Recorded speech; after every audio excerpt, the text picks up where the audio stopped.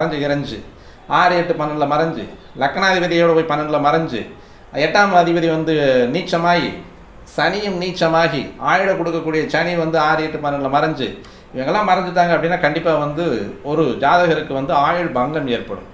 திடீர்னு அதிர்ஷ்டத்தையும் கொடுக்கும், திடீர்னு மரணத்தையும் கொடுக்கும் அப்படின்ற மாதிரியான ஒரு அமைப்பில் இருக்குது. இப்போ ராகு தசை தான் ஓடிட்டுருக்கு. அந்த ராகு தசையில் ஓடிட்டு இருக்கக்கூடியது புதன் புக்தி ஓடிட்டுருக்கு. இங்கே 6, 9 குடையனுடைய புக்தியில் 8ஆம் பாவத்திலேயே நின்று அவர் புக்தியை நடத்துகிறாரு புதன். ராசி அதாவது வந்து இந்த தசா நடத்துகிறவனும் 8ஆம் பாவத்திலேயும் புக்தி நடத்துகிறவனும் 8ஆம் பாவத்திலேயே. பொதுவாக ஒரு தசை அப்படின்னு சொல்லக்கூடியது ஆரம்பிக்கக்கூடிய நேரத்தில் எந்த ஒரு தசையுமே ஆரம்பமாகுது அப்படின்னா ஆரம்ப காலம் அப்படின்னு சொல்லக்கூடிய இடத்துல எந்த பாவத்தில் இருந்து அந்த கிரகம் தசை நடத்தினாலும் ஆரம்ப புள்ளி அப்படின்னு சொல்லக்கூடியது. இப்போ இவருக்கு நடந்திருக்கக்கூடிய சுக்கிர தசை ஆகட்டும், சுக்கிர தசைக்கு அடுத்து வந்த சூரிய தசை அப்படின்னு சொல்லக்கூடிய அந்த குறிப்பிட்ட சுய புக்தியில் வந்து